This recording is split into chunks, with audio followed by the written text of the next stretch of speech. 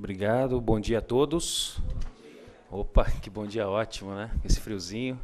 Excelente a participação de vocês, agradeço ao doutor Alessandro Brecailo, né, sempre pela importante oportunidade de compartilhar com ele mesa, sempre debatendo assuntos envolvendo tecnologia, e hoje não poderia ser diferente, né? Muito interessante a iniciativa do Departamento de Cultura e Eventos para que a gente pudesse abordar, fazer aqui algumas reflexões, ainda que de modo preliminar, a lei é recente, acerca dessa nova legislação que altera o nosso Código de Processo Penal, que é a Lei Carolina Dickmann, né? Acredito aí que, após a vigência da lei, seja, salvo engano, a primeira palestra, né, nesse sentido. Algumas já anteriores no projeto 2793, e agora a gente está buscando também enriquecer, né, somar com esse grupo de palestrantes para trazer aos senhores aí as principais modificações e, sobretudo, né, um prisma mais técnico, né, que é a área que eu atuo, sou perito judicial, sou perito forense, né, há 10 anos, e a lei também ela tem uma consideração sobre o prisma da perícia, da investigação digital. Então, vou procurar trazer os senhores aqui de forma resumida e, ao final, abrir um debate a respeito dos principais aspectos da legislação aplicada à segurança da informação e pontos que são efetivamente considerados ainda polêmicos, nebulosos, né, que ainda não dispõem de uma apreciação do judiciário e que nós precisaremos enfrentar enquanto operadores do direito digital, né, enquanto advogados criminalistas, tratando de questões envolvendo tecnologia, crimes eletrônicos. Okay?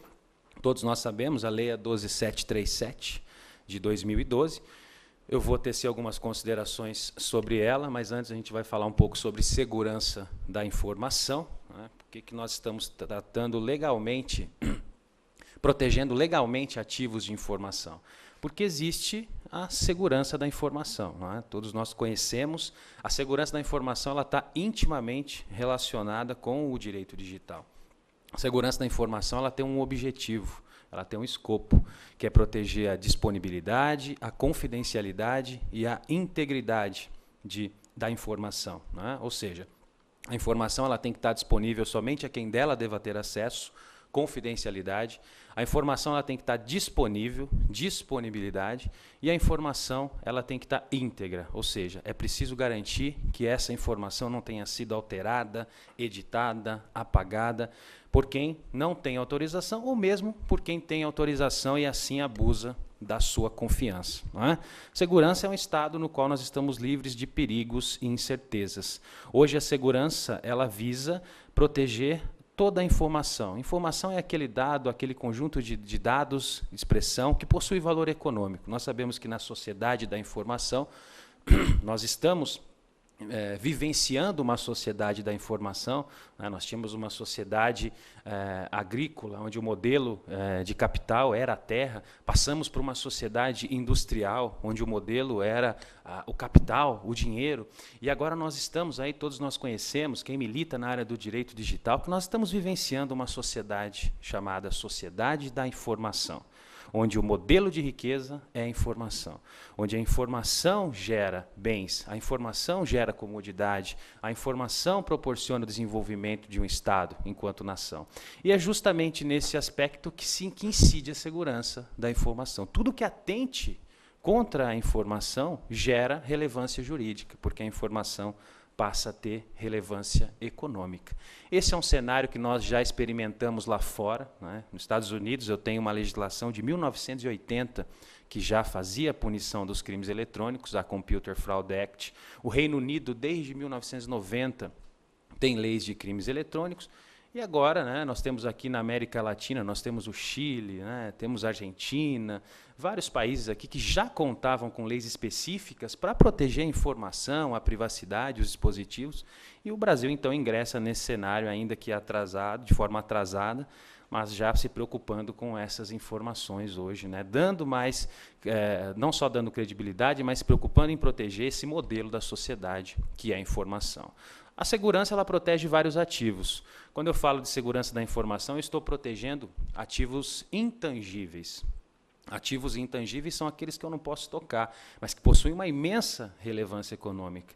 E dentre esses ativos intangíveis, os que mais interessam para a segurança da informação, normalmente são os ativos lógicos, né? São os registros, são os dados, as fotos, os conteúdos, as gravações, que hoje estão armazenados em dispositivos informáticos, né? Quando nós falamos em dispositivo informático, estamos relacionando a ideia de um equipamento, de um hardware, que tem a capacidade de armazenar, processar e, de alguma forma, manipular essa informação, que está em formato lógico. Esse é o objetivo da segurança da informação. Alguns dos escopos que nós temos em relação à segurança da informação, nós já sabemos que a segurança ela visa proteger a informação na confidencialidade, na disponibilidade e na integridade. E os efeitos dessa proteção é a proteção normalmente preventiva. Segurança da informação deveria ser preventiva, ou seja, não permitir que um ativo fosse violado, né? Que nós tenhamos aí mecanismos de segurança, e nós vamos ver que a própria legislação faz menção sobre isso agora, né, para evitar que esse dado seja exposto, que essa privacidade seja violada, que dados de clientes, né, que os senhores manipulam sejam expostos na rede. A segurança da informação ela tem um efeito também fundamental, que é o efeito desencorajador.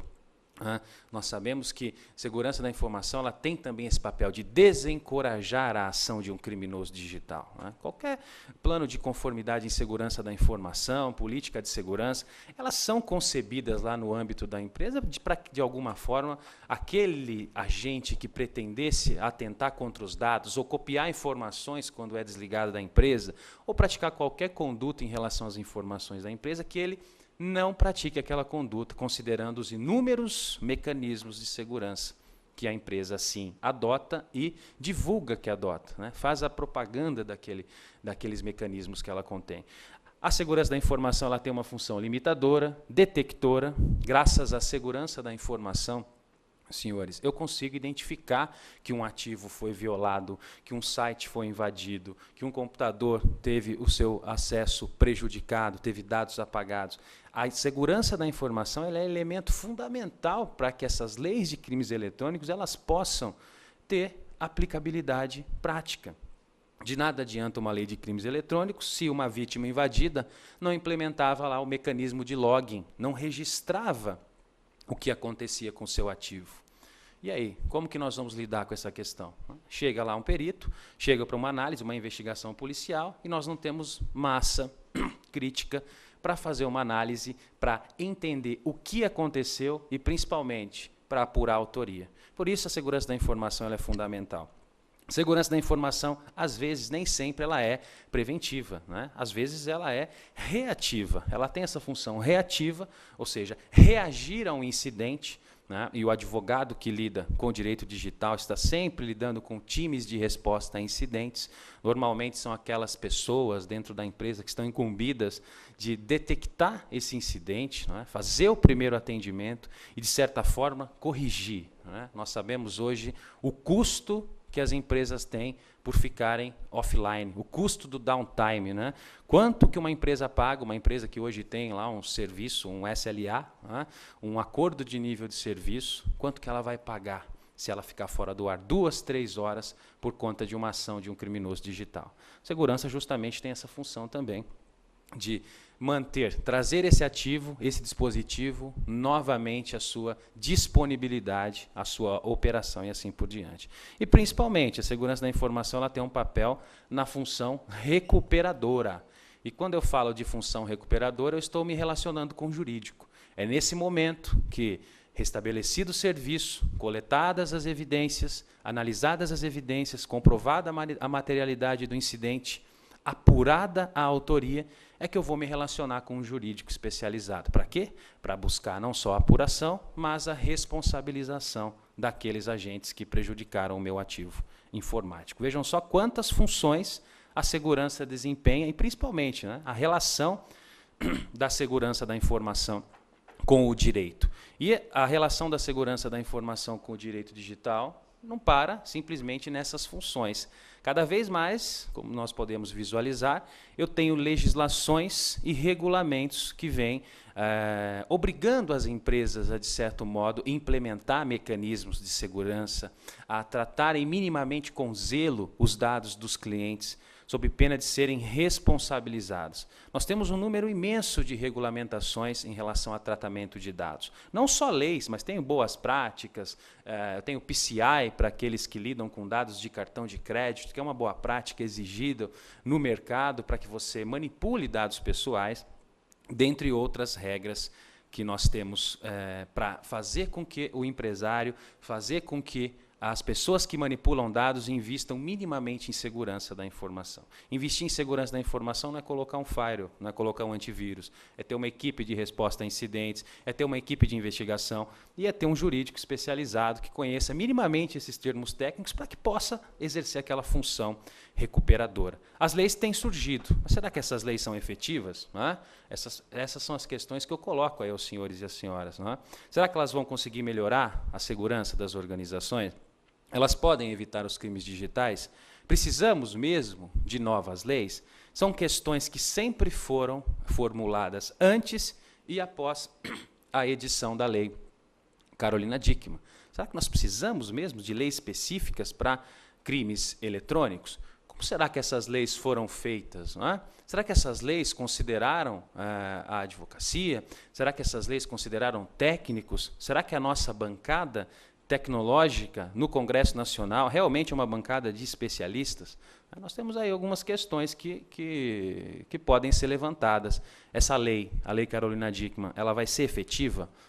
Ela vai realmente fazer frente ao crime digital? Ela está realmente cobrindo todas as condutas que um cracker pode cometer no ambiente cibernético? São essas questões que nós vamos tentar responder juntos, refletir juntos, durante a palestra, ok?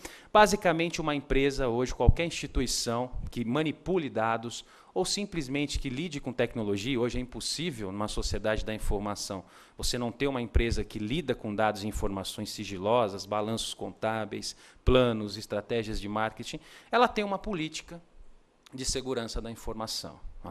Política de segurança da informação, eu sempre defendi, é papel de advogado. Advogado tem que fazer política de segurança da informação, não técnico, não especialista em segurança. É uma área consultiva, afeta o profissional do direito digital. Porque nele, na política, nós vamos resumir os princípios que a empresa espera em relação à segurança da informação. É na política que nós vamos reconhecer o que é proibido, o que é permitido, quais são as políticas, qual o zelo da empresa no dia a dia das suas atividades e o que a empresa espera dos seus colaboradores, terceirizados, dentre outros. Essa política da informação, normalmente, essa política de segurança, quando ela é feita por advogados, ela é bem blindada. Por quê? Eu tenho que considerar uma série de requisitos para fazer uma política de segurança da informação. Requisitos do negócio, eu preciso entender o modelo do negócio do meu cliente. Política de segurança para uma fábrica, para uma indústria química, pode ser diferente para para uma empresa de marketing, pode ser diferente para um hospital, e eu vou precisar ter essa sensibilidade do negócio. Eu desenvolvo uma política de segurança da informação com base na análise de risco. O que é uma análise de risco? Eu vou considerar todos os ativos da empresa e vou classificar essa informação. O que é informação crítica para a empresa? O que é informação que precisa de controle, precisa de investimento em segurança? Essa informação é crítica, essa não é tão crítica. E com base nisso eu formulo a minha política de segurança da informação. Mas, principalmente, senhores, quando eu estou tratando de segurança da informação, nós temos que considerar os requisitos legais, a lei. A lei muda, país, país, estado, estado. Não se pode conceber políticas de segurança da informação, seja em que estado for, em que país for, sem considerar requisitos legais. O que a lei disciplina em relação a tratamento de dados, a crimes informáticos? Qual é a conformidade daquela localidade? E vejam que interessante, abre-se um leque para o advogado, justamente fazer a revisão da política de segurança em observância à Lei 12.737, de 2012, que é a Lei Carolina Dickmann, e que vai demandar, sim, uma alteração dessas políticas, para que a gente possa compreender. Nós vamos verificar que, para a empresa, para o cidadão ou para qualquer pessoa poder ser protegida pela legislação, ela vai precisar, sim, implantar algumas medidas, para que ela possa se proteger, para que a legislação possa protegê-la caso ela seja invadida, caso ela tenha um incidente de informática de qualquer natureza. São as leis que vão influenciar, por exemplo, na classificação da informação. Ou seja, eu tenho que considerar o aspecto legal para verificar se aquela informação precisa de um firewall, precisa de uma senha, precisa de uma criptografia. Essas leis vão fazer com que eu classifique a informação corretamente, não só classifique a informação, mas implemente os controles necessários. Leis, por exemplo, que são influência no Brasil, que eu poderia citar. Por enquanto, a Lei 12.737, de 2012. Mas, em breve, nós teremos o anteprojeto de proteção de dados pessoais, que é um anteprojeto ainda, não virou um projeto de lei, mas ele não conta com rejeição, né? É diferente do Marco Civil, que eu tenho duas frentes, eu tenho muita discussão. O anteprojeto de proteção de dados pessoais, ele vem a colocar o Brasil aí em atualização à Europa, aos Estados Unidos, onde eu tenho um tratamento específico em relação a dados. Todas as empresas que manipulam dados de clientes, elas são obrigadas a estar em conformidade com a legislação. Então, nós temos que considerar, sim, as leis para tratar de segurança da informação.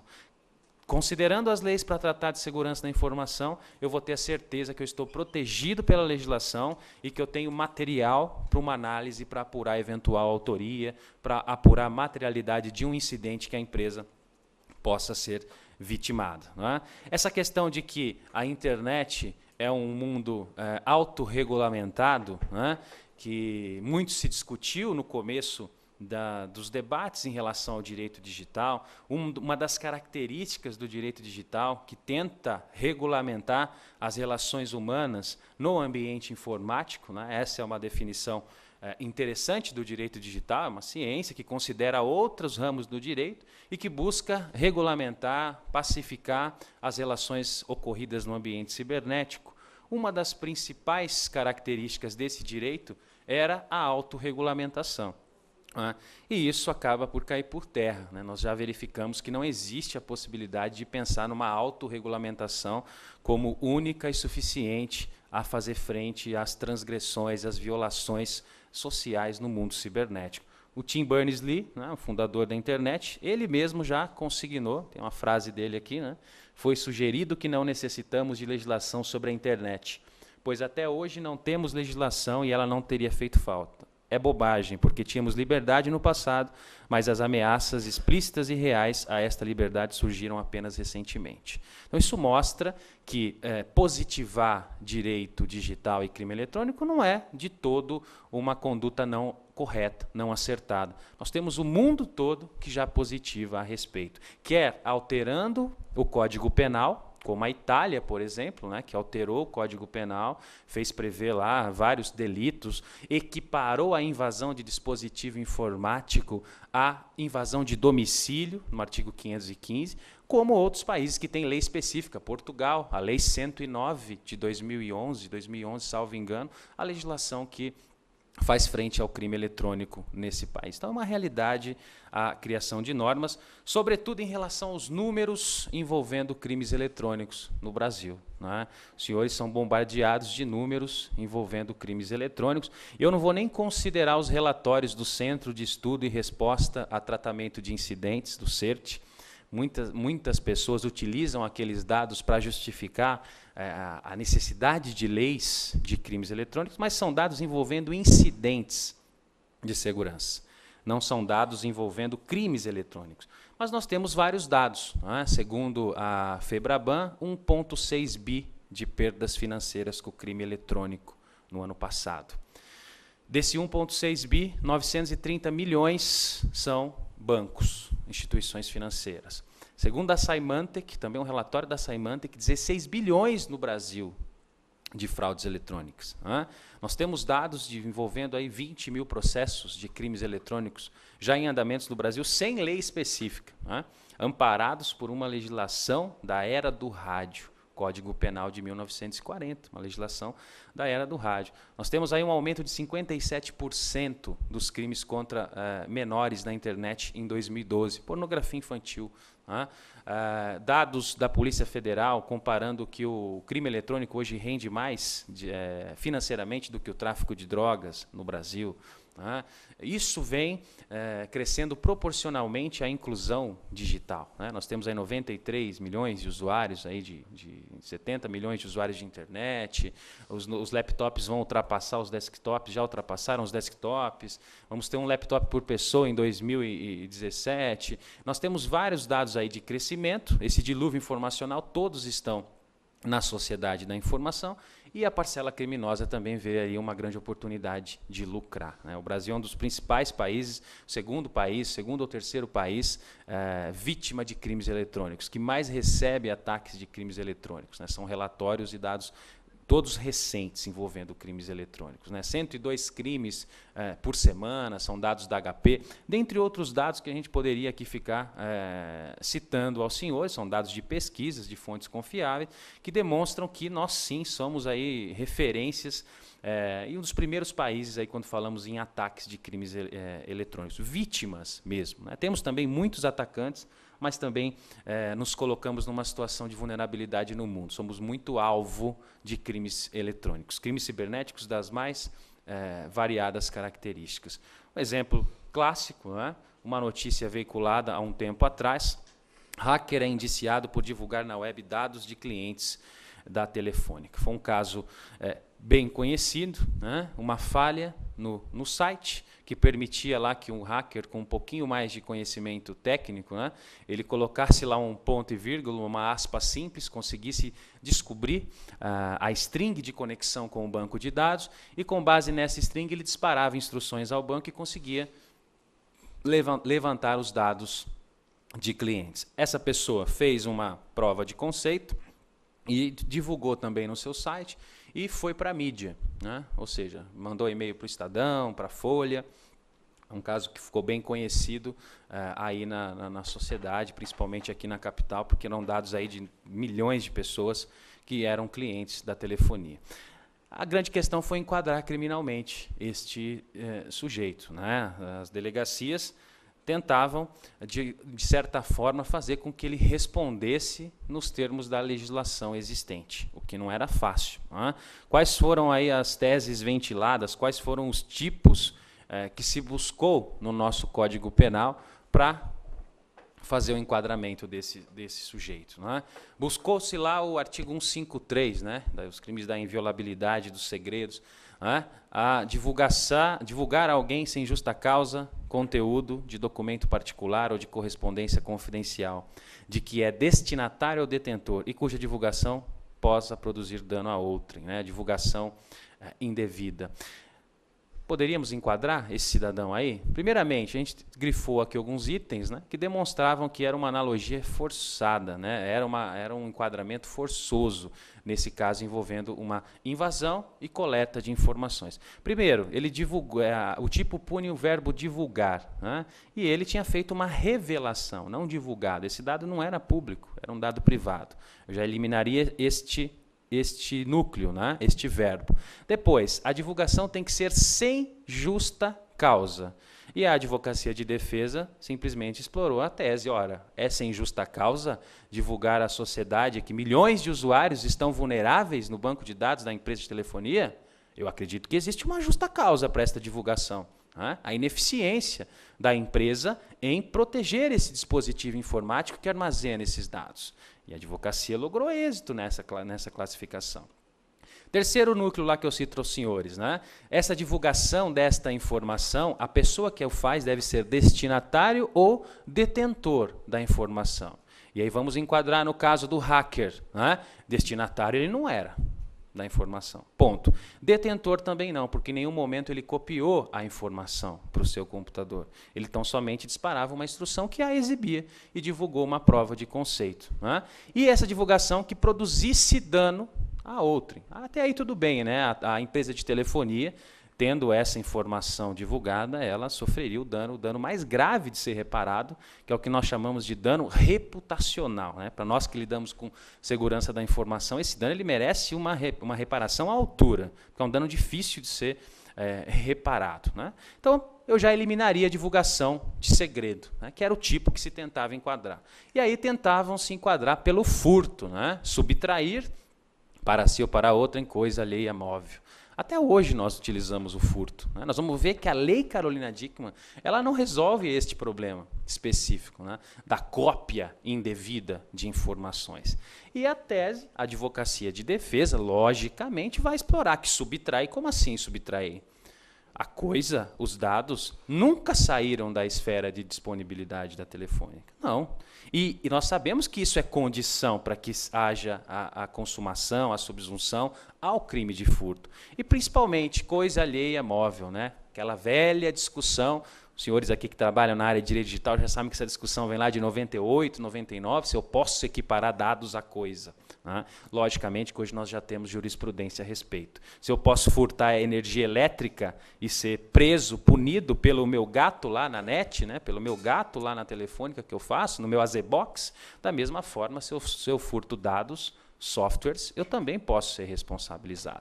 Mas eram teses. Veja quão difícil era, né, para um promotor, né, para uma denúncia, tipificar e enquadrar este sujeito que invadiu, copiou, listou, fez uma prova de conceito e publicou essa informação na internet. Era uma dificuldade que nós tínhamos, né, tendo em vista que todos nós conhecemos o artigo 1º do Código Penal, o princípio da reserva legal.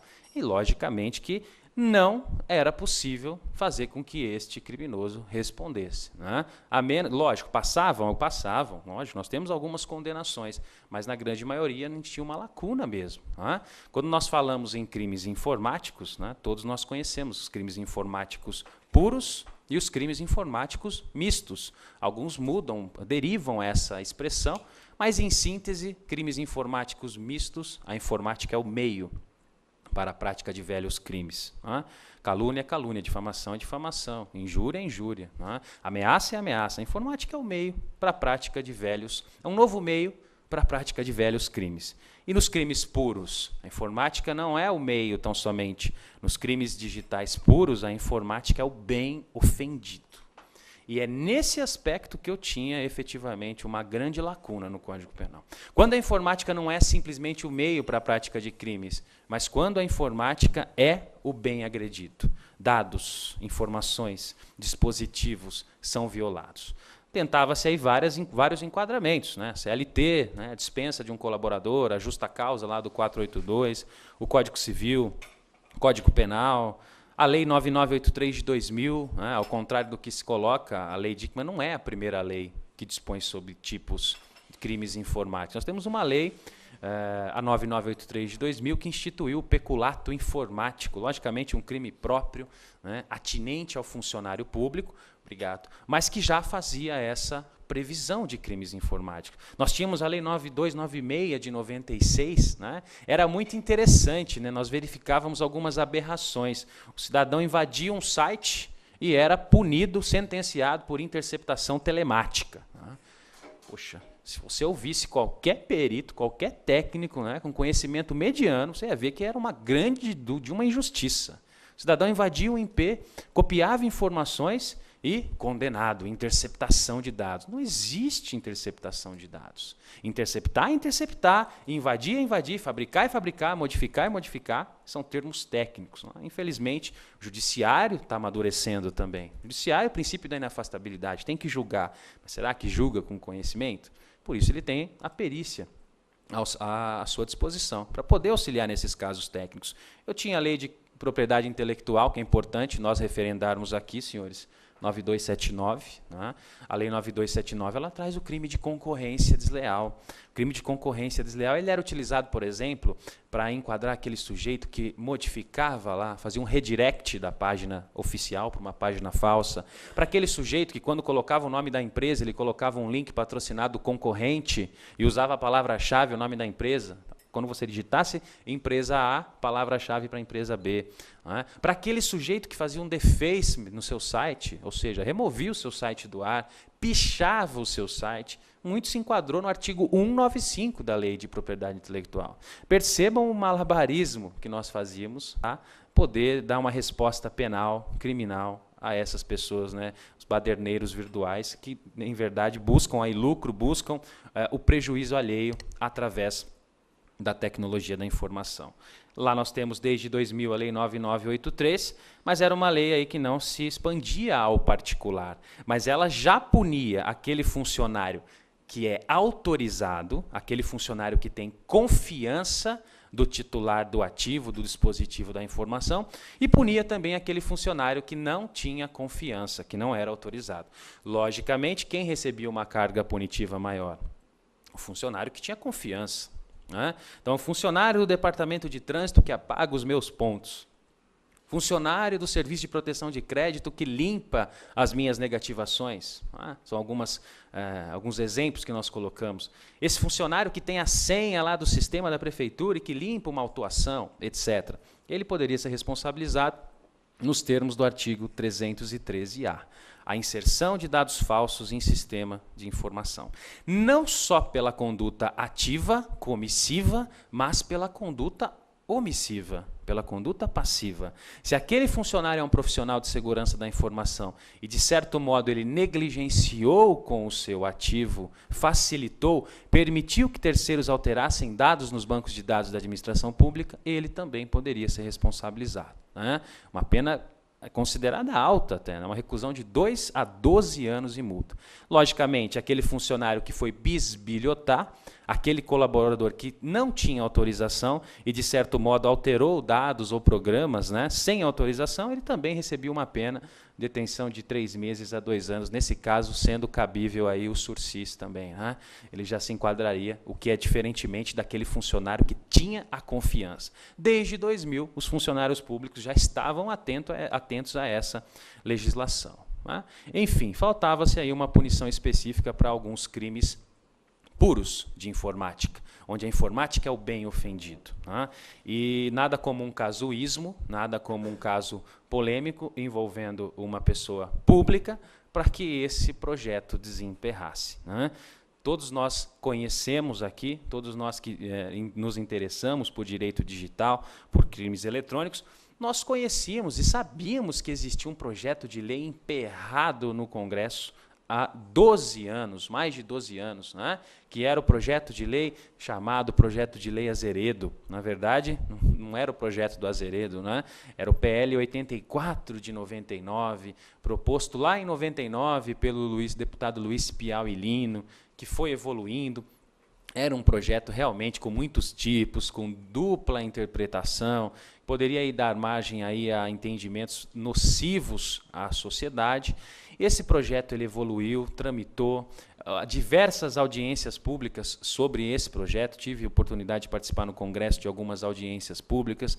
Ele foi feito um substitutivo pelo então senador Azeredo, 89, né, de 2003, que também depois foi deputado. Esse projeto ele foi extremamente desgastado. Né? Esse projeto ele encontrou uma forte reação da militância, de ativistas, do grupo Mega Não, dentre outros grupos, e aos poucos esses grupos foram minando esses artigos, foram conseguindo a adesão de deputados, né, e isso virou uma guerra política. Né. Nós tínhamos lá a base e nós tínhamos a oposição, audiências públicas acaloradas, esse projeto foi levado à opinião pública, muito sim se distorceu sobre o projeto, né? Chegaram a chamá-lo de AI-5 digital, quem lembra? Né? Você pode entrar lá na internet e colocar AI-5 digital que você vai ver. De maneira que ele foi completamente minado. Polícia, judiciário, law enforcement, autoridades, buscavam um projeto minimamente viável. E esse projeto não tinha como recuperar mais. Né? Fizemos um congresso agora recente, no interior, de direito digital, ouvimos o delegado Sobral, né, que é hoje o chefe de repressão de crimes informáticos da polícia, e que participou desde o começo e, de certo modo, ficou chateado, porque 10 anos de debates e o projeto Azeredo, PL 84, não vingou. Não há quem fazia esse projeto prosperar tamanha a repulsa dos ativistas, da sociedade, das questões polêmicas. E isso foi se estendendo, o país sem uma lei específica para fazer frente aos crimes digitais. Em 2010, 2011, o Brasil é apresentado aos Anonymous, um grupo de cyberativistas que buscam, no protesto virtual, a sua forma de repulsa à corrupção, aos atos políticos, às falhas, um grupo sem dono, sem líder, sem face, um grupo sem organização hierárquica, um grupo absolutamente anônimo que se valia da internet para a prática de crimes. Fez muitas ações consideradas dignas de militância, fez muitas ações consideradas criminosas, porque não há um controle específico daqueles membros que acabam atacando sites sem sentido, sem razão, para protestos banais. Então, aquilo que nasceu na Europa com uma causa, entre aspas, nobre, acabou se distorcendo no Brasil. Fato é que atacaram centenas de sites de governo, de prefeituras a alto escalão.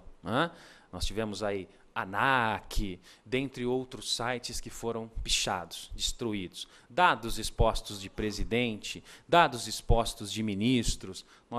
Memória recente, nós podemos lembrar que foi em 2010, 2011, nós vivenciamos um verdadeiro caos de ataques dos anônimos, porque semanalmente nós tínhamos uma notícia de um site governamental que era invadido ou informações de políticos que eram subtraídas. Nesse momento, um deputado confabulou, então, imaginou um projeto de lei novo, enxuto, zerado, sem rejeição, longe do projeto Azeredo e que fizesse frente especificamente a este problema que o governo passava. Então, nós podemos ver que há, sim, uma pressão do governo e é um erro falar que o projeto nasceu do caso Carolina Dickmann. O projeto nasceu antes, nasceu em 2011. Foi justamente essa a ideia que autoridades, deputados, um deputado do PT, que fez a propositura do projeto da lei Carolina Dickmann, esqueci o nome dele agora, um deputado do PT, de justamente criar um projeto específico, com poucos artigos, para fazer frente justamente a essa onda de ataques que o governo passava, logicamente tentando estender aos cidadãos, mas com foco no governo. Foi aí, então, que houve a propositura do PL 2793 de 2011, que não era chamado de PL Dickmann ainda. Era um PL que entrou, ele não despertou a atenção do ativismo, da militância. A militância estava focada no projeto Azeredo, muitos anúncios de que o projeto Azeredo seria votado, seria aprovado, e ele começou a tramitar no Congresso, naquele sistema demorado. Foi então, senhores, que em maio, nós temos, maio do ano passado, nós temos a exposição, o caso específico da atriz Carolina Dickmann. Supostas fotos, 36 fotos, da atriz vazam na internet, supostamente furtadas, entre aspas, não sou muito coerente a esse termo, furto de fotos, na internet. Isso ganhou uma comoção nacional, foi feita uma apreensão questionável nestes indiciados. Posso dizer isso, eu não posso entrar em detalhes, porque eu trabalho no caso, Carolina Dickmann, e, enfim, foi feita uma apreensão, uma pirotecnia midiática, isso foi, logicamente, para os principais noticiários, e este era o fato que os deputados precisavam para desencalhar esse projeto, que, embora recente, não iria tramitar nessa velocidade. Fato. Foi justamente nesse ponto que o projeto foi feito um requerimento para julgamento, para análise, para tramitação em regime de urgência, e nós tivemos aí em tempo recorde a Lei 12737 de 2012. O projeto tramitou num lapso temporal muito rápido, foi publicado no ano passado, em dezembro do ano passado, e entrou em vigor agora em abril, 2 de abril, 3 de abril, salvo engano.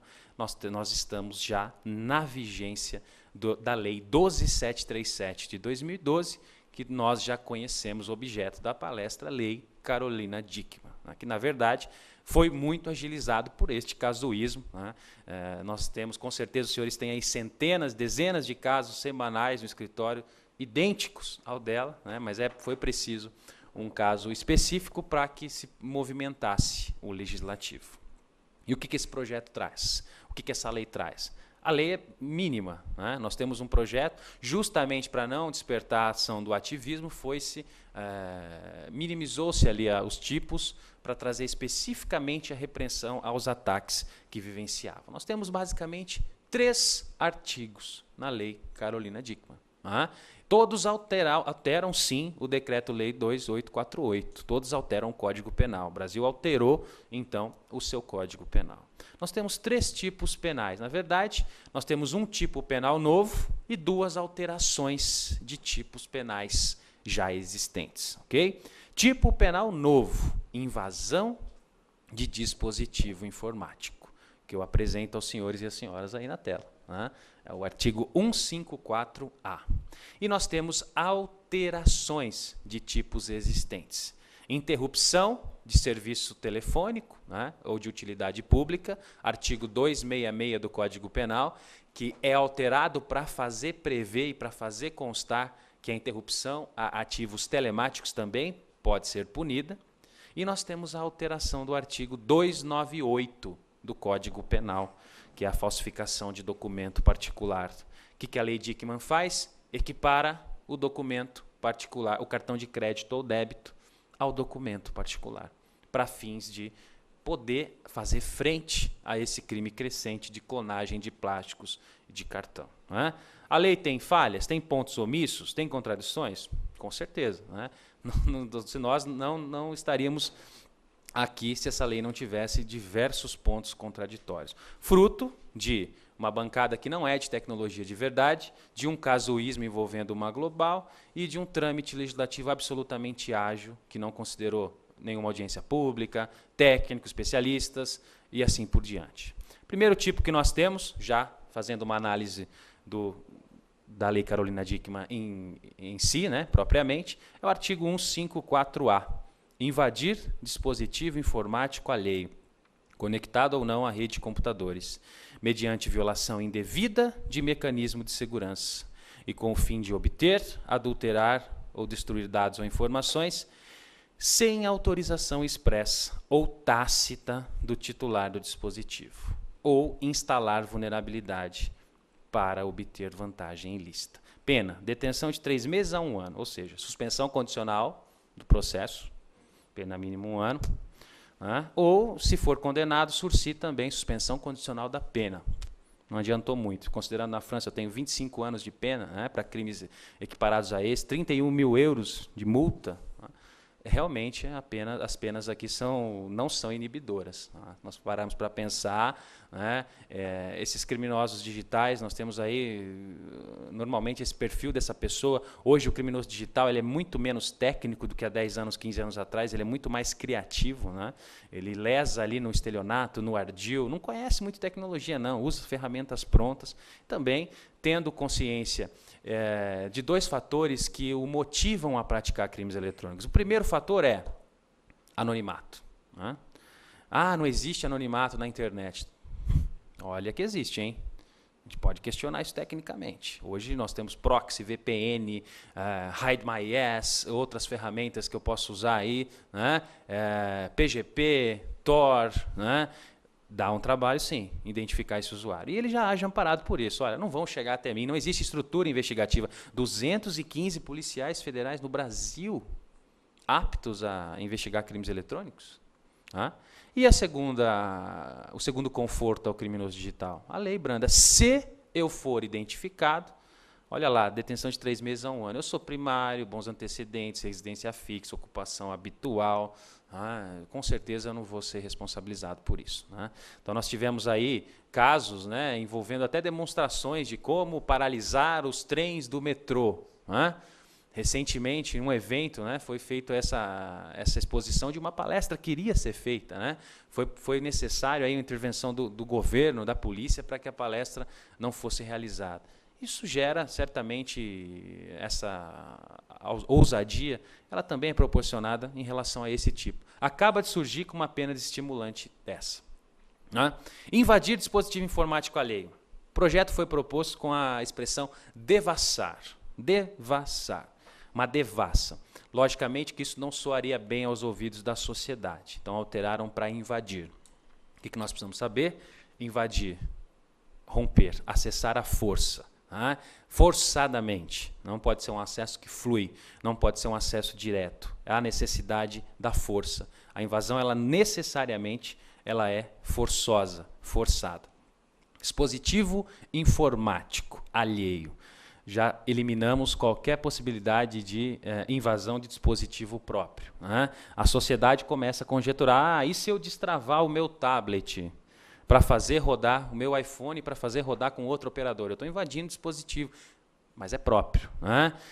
Se eu destravar o meu modem lá que eu comprei para poder compartilhar a internet na minha residência, na minha empresa? Também não.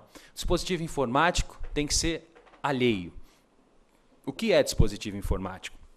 A lei não esclarece dispositivo informático. Outra lacuna que eu tenho em relação à lei Carolina Dickmann. Para muitos, hardware, todo dispositivo capaz de armazenar, manipular, processar dados ou informações. De um GPS, um porta-retrato digital, a um pendrive, passando por um computador, um celular, um tablet, né? Um dispositivo lá do sem parar, um tag do sem parar, dentre outros dispositivos que poderiam ser informáticos. Esse dispositivo não necessariamente precisa estar conectado à rede de computadores. Precisa ser um dispositivo de internet. Pode ser um dispositivo lá offline, né, que eventualmente possa ser invadido. Logicamente, se ele não está conectado à internet, essa invasão não se deu via web. Pode ser uma invasão em loco, local, uma invasão física e assim por diante. É necessário, para que reúnam-se os elementos desse tipo penal, que essa invasão se dê mediante violação indevida de mecanismo de segurança. Violação indevida de mecanismo de segurança. E aí nós entramos numa outra discussão, numa outra seara, num outro problema. O que é mecanismo de segurança?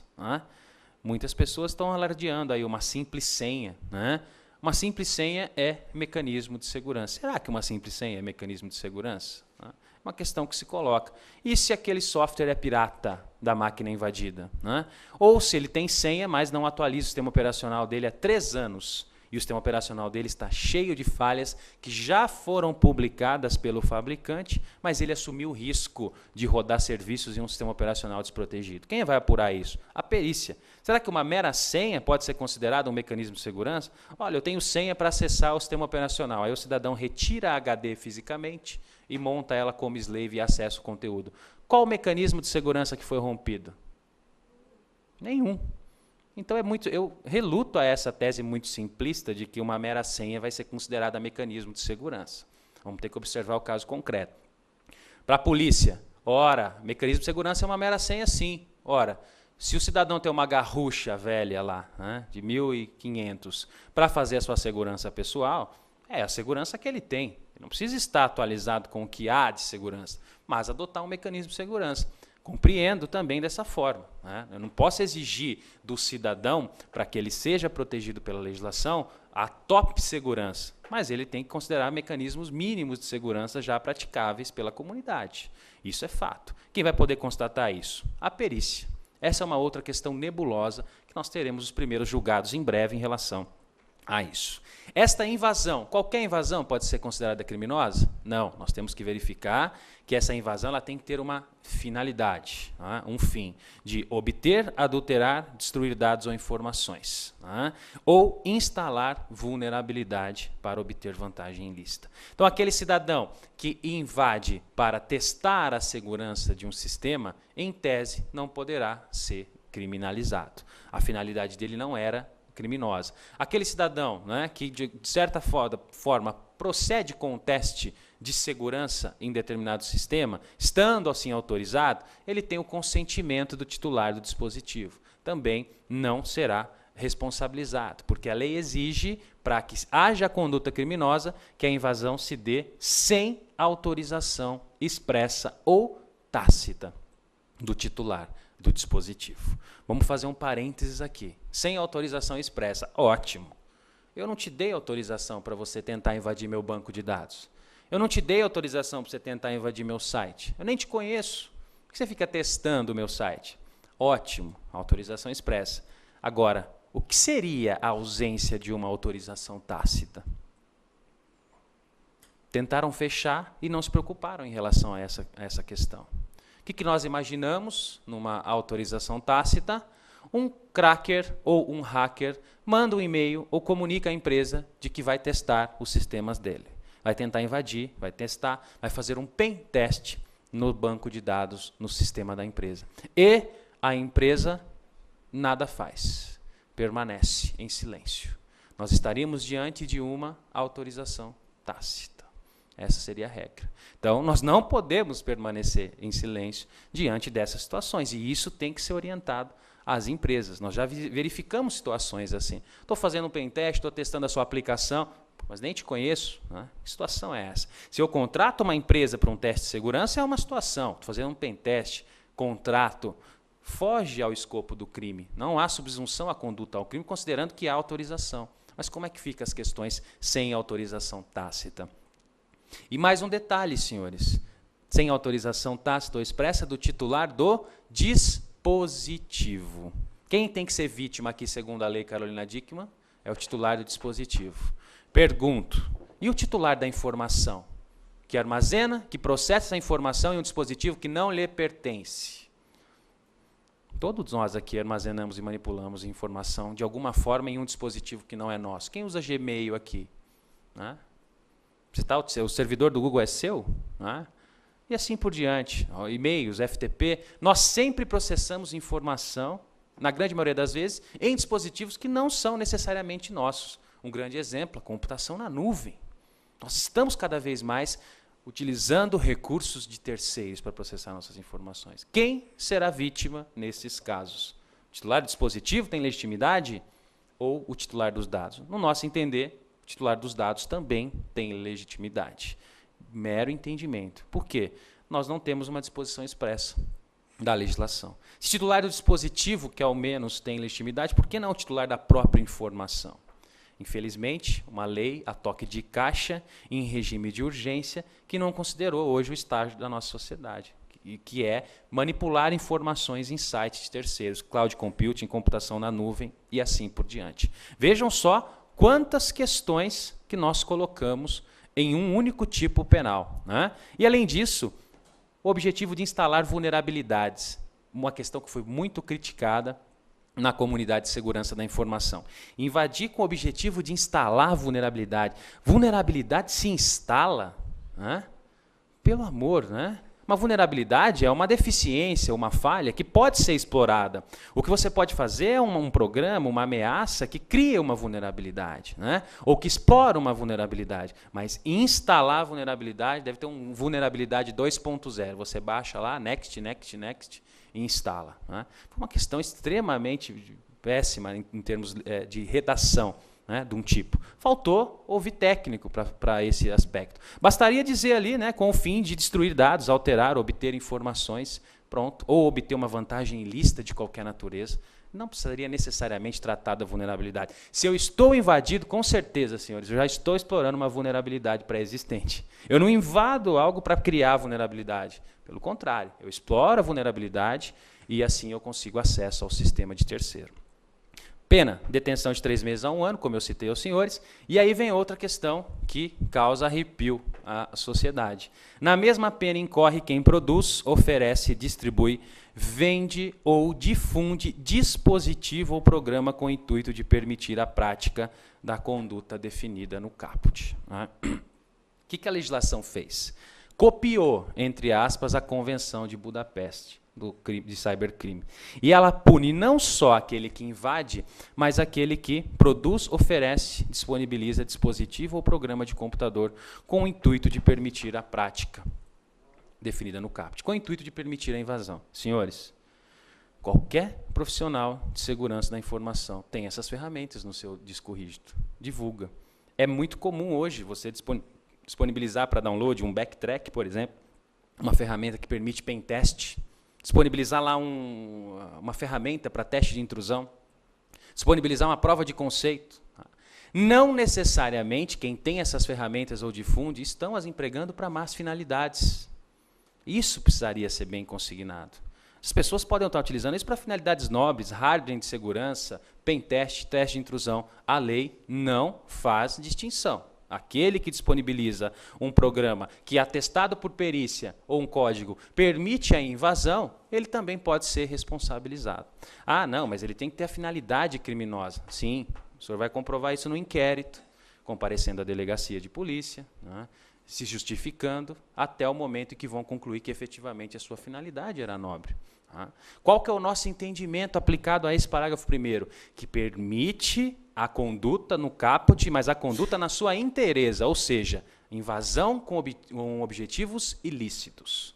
Esse deve ser o entendimento. Porque se eu simplesmente for penalizar aqueles que distribuem, armazenam ferramentas que permitem a invasão, ora, eu vou penalizar metade dos profissionais de segurança, ou todos os profissionais de segurança, que fazem invasão, mas invasões éticas, que testam sistemas, mas autorizados. E isso precisaria ser bem definido na legislação. Porque quem vai aplicar essa legislação? Essa legislação é federal, é aplicada no Brasil todo. Aqui nós temos uma delegacia especializada. Se a gente partir aí para as outras capitais, para os outros países, aliás, para os outros estados, isso pode gerar um problema.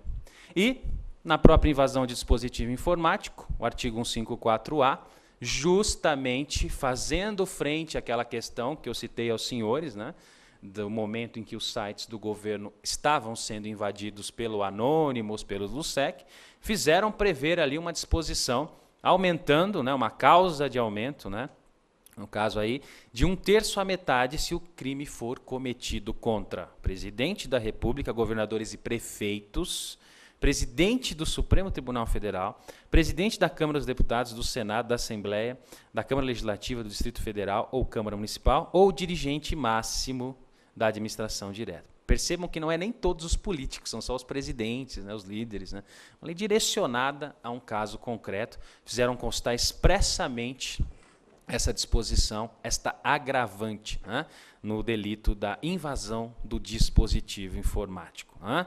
Logicamente, nos termos do artigo 154B, nós temos aí um delito que se procede mediante representação, não é pública incondicionada, há necessidade da representação do ofendido, exceto nos casos em que foi cometido contra a administração pública, direta ou indireta, estados, União, estados e municípios.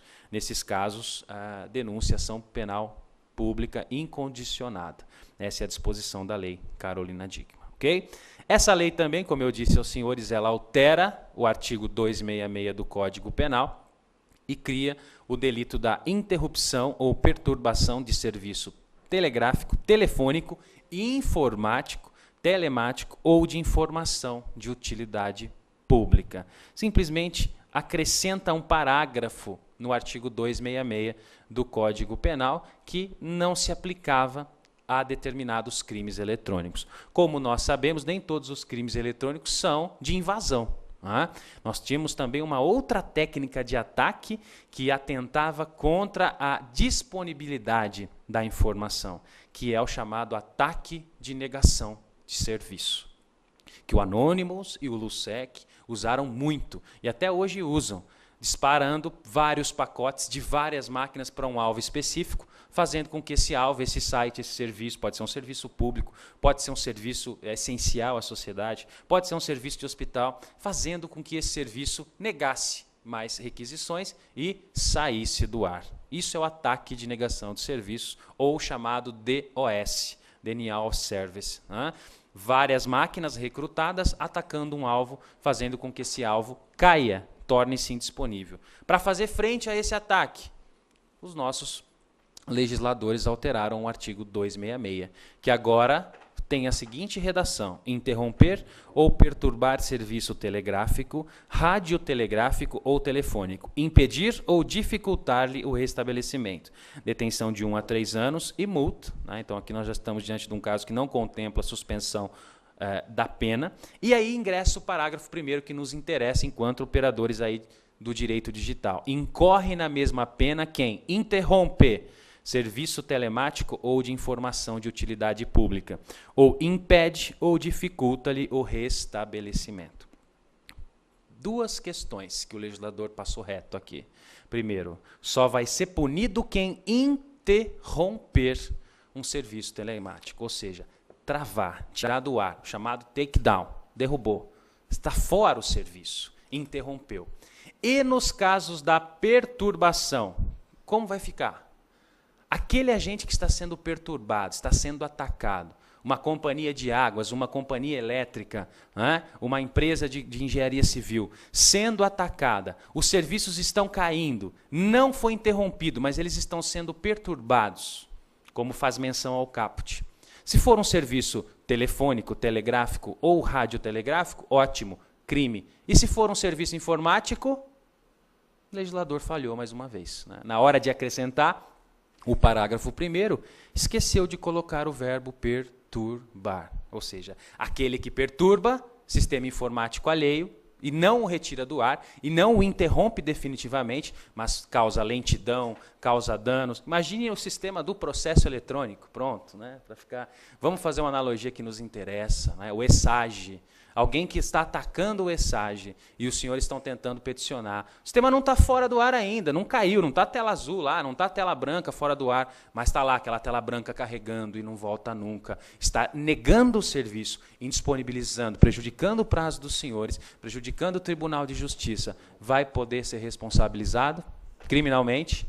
Não. Ele não está interrompendo, ele está perturbando um serviço informático. Falha do legislador. E uma outra questão também que foi muito criticada é que somente os serviços, eu grifei em amarelo para os senhores, né, de utilidade pública é que são objeto da proteção legal. Né? Como que fica, então, o particular que sofre um ataque de negação de serviço? Não fica. Né? Vamos buscar a reparação civil. No âmbito civil, se identificarmos os atacantes. É importante notar aqui, senhores, que normalmente o ataque de negação de serviços são usados laranjas para fazer o ataque. Né? Assim como tem no crime convencional o laranja, o testa de ferro, no ataque de negação de serviço é assim também. Normalmente eu tenho um handler, aquele que manipula, e eu tenho zumbis, máquinas que foram infectadas sem saber e que estão disparando os pacotes, fazendo com que o serviço caia do ar. Você chega até os zumbis e chega numa empresa, poxa, nem sabia, não pratico o crime, nem sei o que aconteceu. Pois é, sua máquina está infectada e estava atacando o nosso serviço. Sinto muito, eu não tenho a menor noção do que está acontecendo. Vou chamar meu técnico, etc.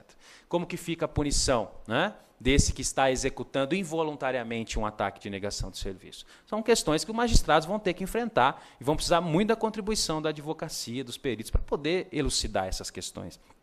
E, por fim, senhores, tratando da Lei Carolina Dickmann, mais uma equiparação, né, mais uma alteração no Código Penal. Esta é a última alteração que se procede.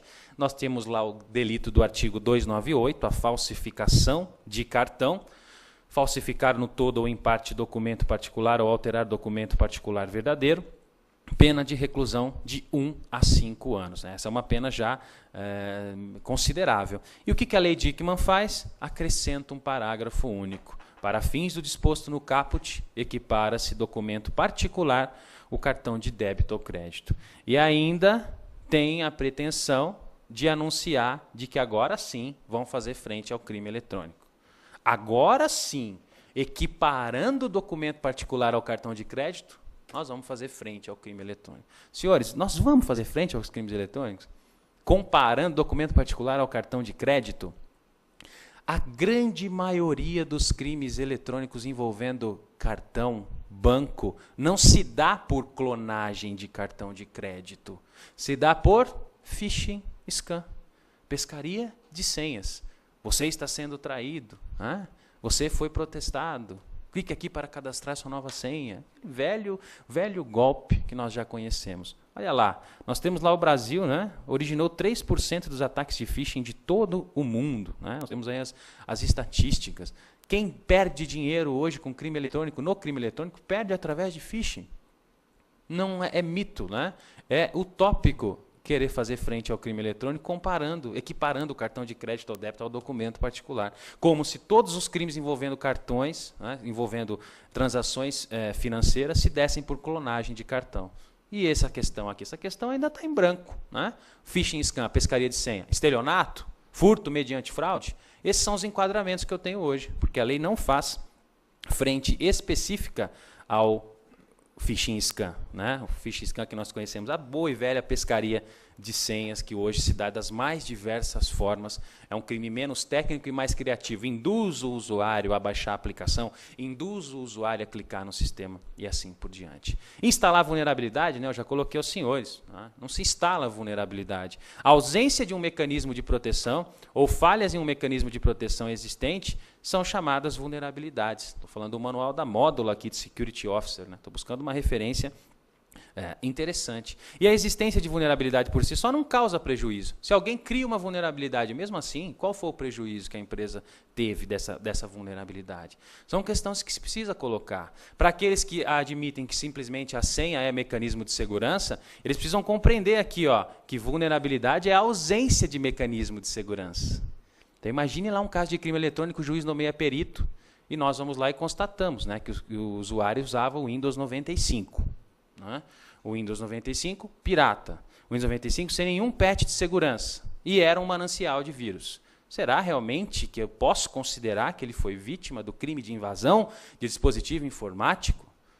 Será que realmente a senha era um mecanismo de segurança? Ou existiam vulnerabilidades que, na verdade, representam a ausência de mecanismo de segurança? Essa vai ser a questão. Isso que vai ser colocado. Nossa opinião, cada caso concreto é um caso concreto. Nós precisamos de uma análise pericial. O que a lei não trata? A lei trata de invasão de dispositivo informático. Antigamente nós tratávamos de sistema informatizados e rede de computadores. A lei não traz isso. Né? Quem invadiu uma rede de computadores, em certo modo, está invadindo algum dispositivo. Mas e aí? Pode ser punido? Aquele que invade um sistema informatizado. Ora, para invadir um sistema informatizado, pressupõe-se que eu invadi um dispositivo. Não era interessante fazer constar? Essa é uma questão que nós colocamos.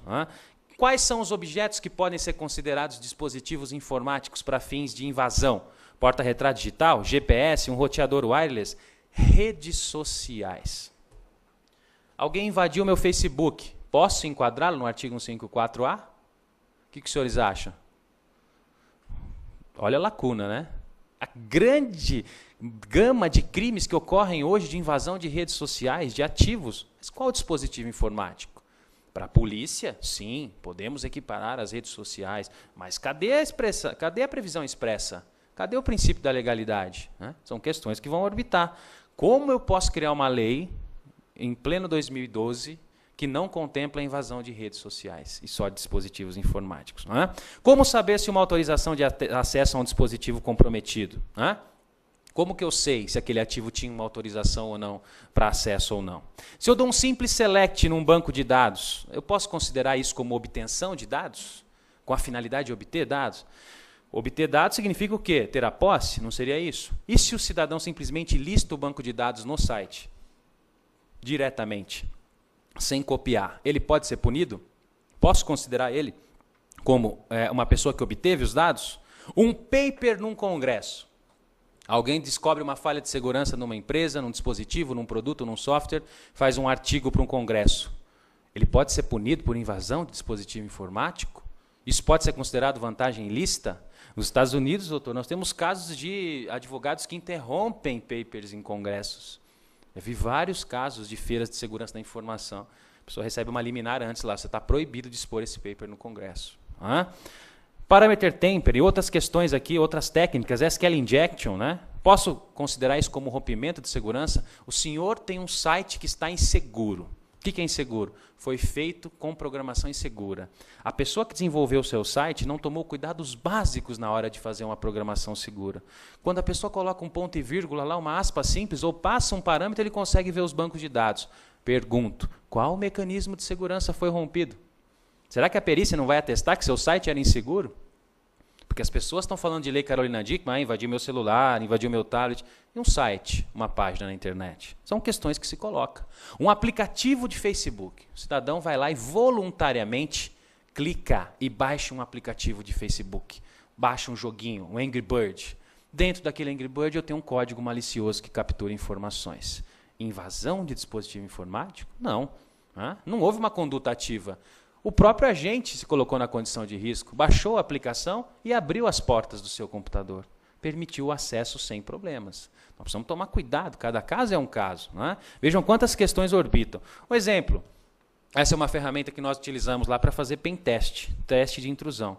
Ele faz um footprinting, ele vai lendo, vai varrendo todo o seu sistema, o seu site, e já vai mostrando as vulnerabilidades disponíveis. Né? E já vai classificando por grau de criticidade. Ó, vulnerabilidades altamente críticas, medianas ou vulnerabilidades de difícil exploração. Estou testando o seu sistema. Estou praticando invasão de dispositivo informático? Estou fazendo o footprinting ali inicial, levantando informações. Eu dei um ping na sua máquina. Eu dei um Nmap. Eu estou detectando quais são as portas abertas para me invadir. Na nossa visão, atos preparatórios não são puníveis. E nós vamos ter que ter discernimento, hein? Porque o que vai ter de gente enquadrada porque fez farejamento. Não deu início à execução da invasão. Simplesmente monitorou e já pode ser responsabilizado. Outro exemplo aqui. Esse é o principal programa utilizado hoje para fazer invasões de bancos de dados. É um programa do Linux, né, e é muito utilizado para pentest, diga-se de passagem. O SQL Map. Através desse site eu disparo, né, várias strings de SQL, consultas ao banco de dados. Se o banco de dados estiver vulnerável, eu consigo lá acessar as tabelas, acessar o banco, acessar as tabelas e acessar, por fim, o que eu quero de mais valioso, registros. Um sujeito que está executando o SQL Map ainda não obteve informações, mas ele já descobriu o nome do banco de dados. Ele pode ser considerado invasor? Eu fiz um teste de segurança, mas eu não quis chegar até os registros para não ser comprometido. Mas eu parei no nome do banco de dados. Empresa, olha só, eu consegui descobrir o seu banco de dados. Se eu evoluísse neste meu ataque, eu chegaria até os registros.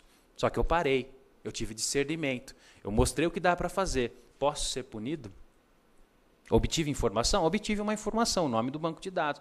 A lei fala o quê? Invadir com o objetivo de obter informações. Vejam quantas condutas podem ser enquadradas no seu contexto. E diga-se de passagem, crime formal, crime de perigo abstrato, não é mesmo?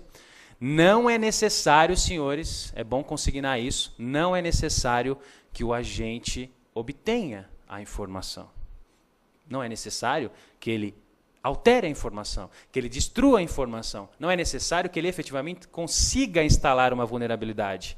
Basta invadir com esta intenção. É assim que a legislação nos coloca. Não há necessário que ocorra o resultado da ação. E como eu vou comprovar, né, se ele tinha realmente a intenção ou não? Polícia. Ele vai ser convidado a comparecer numa delegacia. Não existe outro modo de avaliar a intenção de alguém. E isso pode ser desgastante para profissionais de segurança. Daí porque a advocacia tem que estar atenta a isso, né, para fazer valer os direitos aí dos representados. Outros pontos que a lei nunca alcançou nem vai alcançar. Hoje existe um conceito chamado segurança por obscuridade. O que acontece? Você não diz que um ativo existe. E se este ativo é invadido, como a empresa vai poder alegar que esse ativo foi invadido se ela dizia que esse ativo nem existia? Segurança por obscuridade. Fail-safe, outro conceito. Né? Se falta energia na catraca de um prédio, é preferível que ninguém entre. Mas e quem entrar? Imagine aquele cidadão que invade, rompe o obstáculo e deixa aberto. Depois dele entram 10 cidadãos e acessam o dispositivo sem esforço algum. Esses 10 que acessaram podem ser responsabilizados? Na nossa lógica, não, considerando que eles não romperam o obstáculo, mas eles aproveitaram a invasão do primeiro agente. Essas questões precisam ser colocadas. Ameaças passivas. A lei não fala nada sobre ameaças passivas. Interceptação, nada. Modificação de tráfego, interrupção, mecanismos de segurança, fabricação de pacotes. O que acontece com aquele criminoso digital que aproveita uma sessão de um cliente que tem permissão para consultar um banco de dados, ou seja, ele tem permissão para acessar o banco e o atacante aproveita essa sessão e coleta as informações. Estava aberta a sessão. Não houve mecanismo de segurança. São questões que nós precisaremos refletir à luz da Lei Carolina Dickmann, para que possamos representar adequadamente quer o meu cliente que esteja acusando, quer o meu cliente que seja aí uma vítima envolvendo crimes eletrônicos. Esse é o Global Security Report, que eu quero mostrar para o senhor, já estou caminhando para o final. É um relatório da Trustwave de 2013 que mostra as principais vítimas de crimes eletrônicos e o Brasil figura aí entre os 5 maiores países envolvendo vítimas de crimes eletrônicos. Os 5 atacantes estão lá em cinza, ó, Romênia, Estados Unidos, Ucrânia e China. As 5 vítimas do mundo, Estados Unidos, Austrália, Canadá, Reino Unido e Brasil. E aqui eu passo um dado alarmante para os senhores, para a gente poder refletir. Sabe qual é o principal método de ataque hoje, de entrada em um computador alheio, em um dispositivo alheio? Normalmente a gente fala, não, é SQL injection, é invasão, precisa ser um hacker com grandes habilidades de invasão. Senhores, 47% dos ataques, o método de entrada é acesso remoto. Acesso remoto. O que é o acesso remoto? O VNC lá da empresa que o técnico deixou ligado. O logmin lá da empresa que o técnico deixou ligado. O terminal service da empresa que ficou ligado. Por default, o técnico instalou os computadores dos funcionários e deixou lá assistência de administração remota aberta. O hacker não tem trabalho algum, não rompe mecanismo de segurança. Ele simplesmente verifica que a porta está aberta, digita o IP e abre o seu desktop. Pergunto, o que vai acontecer diante de uma situação dessa? Houve rompimento de obstáculo? Houve rompimento de mecanismo de segurança? Se ele colocou uma senha, outra história. Se ele não colocou uma senha, ou colocou um padrão, 47% é acesso remoto, é negligência de profissional de segurança que permite a invasão. Então a gente precisa saber disso. A lei só pune a modalidade dolosa. Algumas condutas que nós vamos levar para refletir. Obtive os dados não para invadir, não para ter vantagem financeira, mas como o colega lá, obteve os dados para divulgar a mídia, que a empresa estava negligenciando com os dados de cliente. Crime ou não? Uma questão que eu coloco. Tentei notificar a empresa da falha de segurança, a empresa não me ouviu. E se nós pegarmos a ISO 27000, nós vamos ver que existe a necessidade de um canal de reporte. A empresa tem que ter um canal de reporte em relação às falhas de segurança. Publiquei uma prova de conceito. O que é uma prova de conceito? É demonstrar que a teoria funciona na prática. Eu fiz uma prova de conceito, só que eu tirei o nome da empresa, eu apaguei o nome do banco de dados, eu apaguei os registros, só para mostrar que aquilo realmente funciona. Posso ser punido por uma prova de conceito?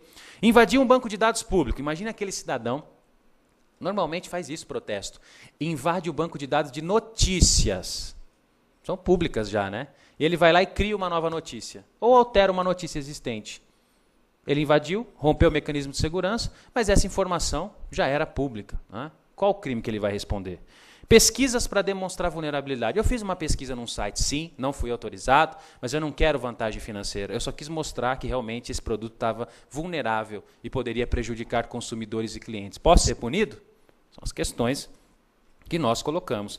Nós temos uma reflexão aqui, que eu sempre acho importante pontuar, que é a reflexão do professor Amaro Moraes Silva Neto, no livro dele Privacidade da Internet, Edipro. Né? E ele consigna para nós, olha que interessante, se ao caminhar pelas ruas, uma pessoa avistar os cordões de seus sapatos estão desamarrados, ser-lhe-á devido um agradecimento ou uma censura por se intrometer em sua vida, em sua privacidade? Caso lhe comuniquem que um certo restaurante já provocou intoxicações sérias em diversos incautos que experimentaram as suas especialidades, julgaria prudente ir até lá e fazer uma refeição e se arriscar a uma desagradável e involuntária ginástica para os seus intestinos? Pois bem, no cyberespaço, assim como no mundo físico, também existem boas almas que nos alertam sobre os perigos que enfrentamos neste recanto não espacial. São os hackers, e algumas vezes até mesmo os crackers. São eles que nos sinalizam quanto a similares riscos deste mundo que não podemos pegar, porque verificam as debilidades e fragilidades do sistema que o suporta. Não estou concordando nem discordando, estou colocando uma questão para ser refletida. Será que todo hacker que alerta sobre segurança da informação, ele efetivamente pode ser responsabilizado? Já estou caminhando aqui para o nosso final. O que nós vamos precisar para que essa legislação tenha eficácia? Basta a Lei Carolina Dickmann, senhores, em síntese, para a gente fazer frente ao crime eletrônico? Como os senhores viram, não. O que eu preciso principalmente? Estrutura investigativa. Não dá para fazer frente ao crime digital sem treinar a Polícia Civil, Delegacia de Crimes Eletrônicos em São Paulo fechando. Né? Olha que interessante. O Brasil todo criando delegacias de repressão de crimes informáticos e aqui em São Paulo fecha-se a delegacia criada em 2001 sob o argumento de que todas as delegacias estão preparadas para lidar com o crime eletrônico. Deixa ao critério dos senhores. Nós vamos precisar de investigação. E investigação de crime eletrônico, como os senhores conhecem, nós precisamos conversar com provedores. Os provedores que guardam os dados daquele agente que nos atacou. E isso nós vamos encontrar aonde? No Marco Civil da Internet, projeto de lei 2126 de 2011. O Marco Civil da Internet é importante? Sim. O que é o Marco Civil da Internet? Regulamenta os direitos e os deveres dos usuários da internet brasileira, dos provedores, de todos os atores de internet. Só que o Marco Civil da Internet, nessa contradição existente, não vai auxiliar nós na investigação. Olha que interessante. Ele fala que o provedor de aplicações da internet é facultado guardar os registros dos usuários. Facultado. O senhor tem uma invasão, descobriram o IP, tem uma invasão, descobriu que foi um ataque no Google, que foi um ataque do Facebook. Aí o senhor vai até o Facebook com uma ordem judicial pedindo os dados daquela invasão para conseguir o IP do atacante. E ele retorna para o senhor e fala, sinto muito, nos termos do artigo 13 do Marco Civil, eu guardo, se eu quiser, dados envolvendo essa transação informática. Pergunta, estou favorecendo a impunidade ou não? Pois é. E olha que contradição, no artigo 17 ele fala que a parte interessada, nós, cidadãos, com o propósito de formar conjunto probatório no processo judicial, poderemos requerer ao juiz que ordene ao responsável dos registros o fornecimento. Como eu posso requerer no artigo 17, se no artigo 13 o próprio Marco Civil diz que é facultado ao provedor de conteúdo guardar os logs? Não precisa ajustar o Marco Civil, senão eu vou criar um ambiente de impunidade no país, com certeza. Grande parte da investigação dos crimes eletrônicos, ela passa especificamente pela conversa e requisição aos provedores. Quem já trabalhou aqui com crime eletrônico, com requisição de dados a provedores? Pode levantar a mão aqui. Alguém? Alguém trabalha especificamente na área de direito digital, direito de tecnologia? Não? Poxa, que ótimo. Estão aqui para conhecer, né? Excelente. Normalmente, nas investigações, então é importante que se pontue, primeiro passo da investigação, buscar qual é o provedor envolvido, provedor de conteúdo envolvido, e nesse provedor pedir os dados. Que dados? Dados de conexão, data, hora, IP e GMT. Com base no IP eu consigo descobrir o provedor de acesso, com base no provedor de acesso eu descubro a pessoa. Se os provedores de conteúdo forem facultados a registrar os dados, eu estou criando um ambiente de impunidade. Enfim, o que aconteceu com a Lei Azeredo, lembra da Lei Azeredo? Projeto 84 de 99, virou Lei 12735 de 2012. Foi aprovado no mesmo dia, publicado no mesmo dia, sancionado no mesmo dia da Lei Carolina Dickmann. Entrou em vigor. O que sobrou da Lei Azeredo, que tinha mais de 23 tipos penais? Um artigo. Está aí para os senhores, ó, que a polícia irá se estruturar com setores especializados no combate ao crime eletrônico. Só sobrou isso da Lei Azeredo. Aquela lei tramitando há 12 anos, 22 artigos, resumiu-se a isso. E o nosso foco hoje está na Lei Dickmann. A Lei Azeredo, de certo modo, é proveitosa, porque institui aí a obrigatoriedade das polícias se especializarem.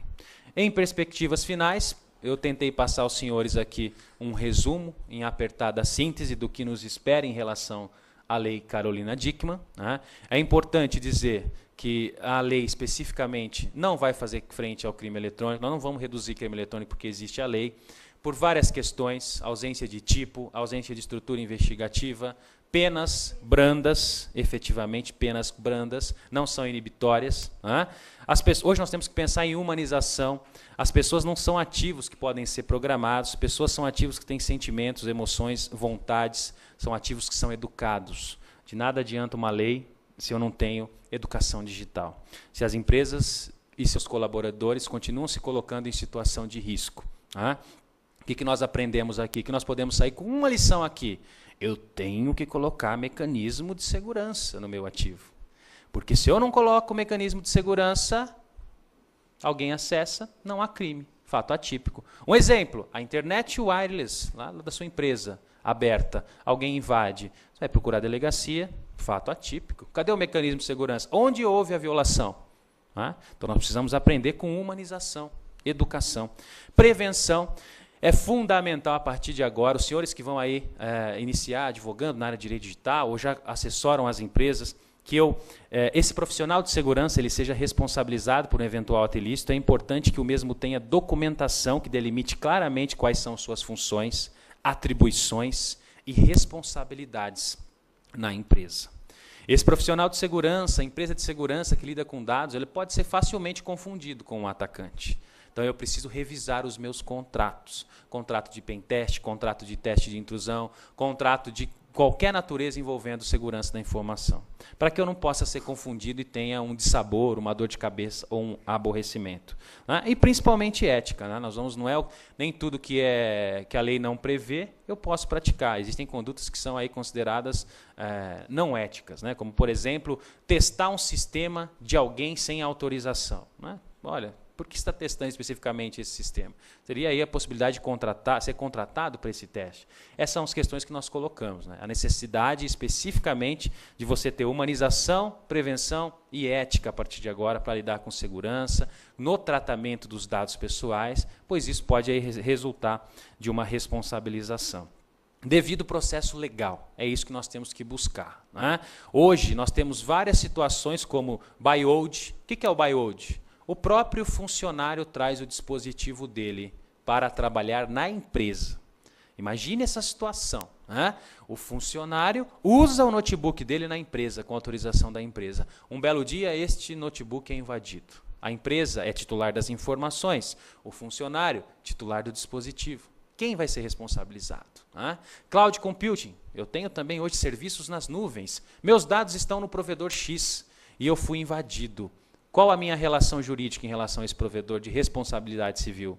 Esse provedor, qual vai ser o suporte que ele vai me dar para que eu possa apurar a autoria desta invasão e processar o criminoso?